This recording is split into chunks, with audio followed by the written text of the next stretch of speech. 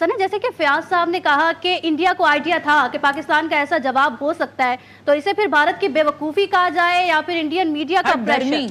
हट धर्मी इसको कहते हैं, हट धर्मी। इसको समझा रहे थे, हम अकेले नहीं समझा रहे थे, बहुत सारे दुनिया के अकाबरीन समझा रहे थे।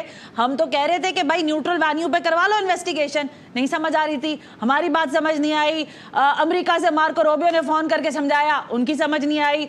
बाकियों ने भी जैक लगाकर समझाने की कोशिश की। देखिए ये नरेंद्र मोदी जो है ना, ये है तो जाहिल, डिग्री तो कोई है नहीं इसके पास, पढ़ा लिखा ये है नहीं, सारी जिंदगी चाय बना बनाकर इसने गुजारी, फिर न जाने कहां से आरएसएस के अंदर घुस बैठा था, वहां से इसने हिंदुत्व की पॉलिसीज को अपनाया और पूरे मुल्क को लगा दिया हिंदुत्व के ऊपर और पूरे मुल्क को दहशतगर्द बनाने के ऊपर लगा हुआ है। इंपॉर्टेंटली मैं एक बात कहना चाहूंगी कि कल रात $1 अरब का नुकसान पहुंचाया है पाकिस्तान ने अपने दिफा को इस्तेमाल करते हुए, इनके 5 तैयारों को चिकनाचूर करके।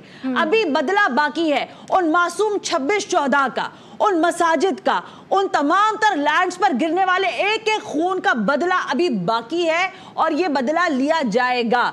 कब कहां कैसे, बार बार कह रहे हैं, इसको मजाक नहीं लेना, कब कहां कैसे वार होगा और इस वार के लिए तुम कैसे शिकार बनोगे इसका शायद तुम्हें अंदाजा भी नहीं है। तो सवेरा आपने जो सवाल किया है, ये कोई बेवकूफ नहीं है, ये बहुत शातिर हैं, ये अपने आप को बहुत चालाक समझते हैं। इनको लगता है कि पूरी दुनिया और बिलखुसूस जनूबी एशिया के हवाले से तो इनके दिमाग में ये फतूर है नरेंद्र मोदी के, ये अखंड भारत का जो नक्शा लगाकर अपने टीवी चैनल्स पर पूरी दुनिया को दिखाता है कि ये पूरा पाकिस्तान का भी हिस्सा इनके पास है, नेपाल भी इनके पास है, श्रीलंका भी इन्हीं के मुल्क का हिस्सा है। तो जो अखंड भारत का इसका ख्वाब है, ये एक पागलपन की निशानी नहीं है, ये एक सोची समझी प्लानिंग है। लेकिन आज जब प्राइम मिनिस्टर ने यह बात कही है, जब बिलावल भुट्टो जरदारी साहब ने ऐवान के अंदर यह बात की है कि आज दुनिया ने देखा है 53 ममालिक, मैं बिल्कुल शायद गलत ना हूं, अगर कोई एटमी वॉर की तरफ ये कोशिश करते हैं आने की, तो पाकिस्तान तो दुनिया से अगर ये मिटाना चाहेंगे तो अल्लाह ना करे, लेकिन अगर ऐसा हुआ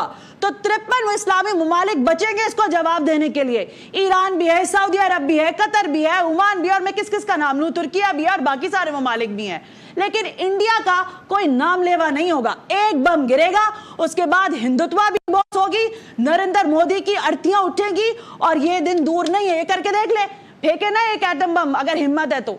सवेरा जाने न जाने, गुली न जाने, बाग तो सारा जाने। सबने समझाया इंडिया को, सबने समझाया बेहूदी सरकार को, गुदी मीडिया को कि इस जंग में ना पड़ो। अगर आप ट्रंप की नहीं सुन रहे, पाकिस्तान की नहीं सुन रहे, अगर आप भारतीय जो ब्रिटिश जो बीबीसी की अगर आप नहीं सुन रहे, आप सना हाशमी का ये शो देख लेते, फैसल रजा आब्दी को सुन लेते। फैसल रजा आब्दी ने कहा था अगर एक बाप की औलाद हो, अगर मां का दूध पिया है तो पानी रोक के दिखा दो। इन्होंने पानी रोकने का भी ड्रामा रचाया। और ये बात मैं नहीं कह रहा हूं, ये इंडिया के जो वाटर मैनेजमेंट के जो एक्सपर्ट है उन्होंने ये बात कही है कि अगर आज भारत जो है पाकिस्तान का पानी रोकने की कोशिश करेगा तो 20 साल के बाद वो पाकिस्तान को प्यासा कर सकेगा। और फैसल रजा आब्दी ने बरमला इसी मंच पे, इसी प्लेटफॉर्म पे बैठ के बात कही थी कि पानी अगर रोक सकते हो तो रोक के दिखा दो। और आपने देखा, हमने देखा, सना ने देखा, पूरी दुनिया ने देखा, पाकिस्तान ने देखा कि 2 दिन के अंदर जो है उन्होंने वो जेलों में पानी छोड़ दिया। तो ये अपनी आवाम के साथ जो नैरेटिव बनाते हैं, झूठा नैरेटिव बनाते हैं, झूठे वादे करते हैं, झूठे दिलासे करते हैं, लेकिन कभी भी जो है ये सच्चाई पे अपनी बात कर ही नहीं सकते।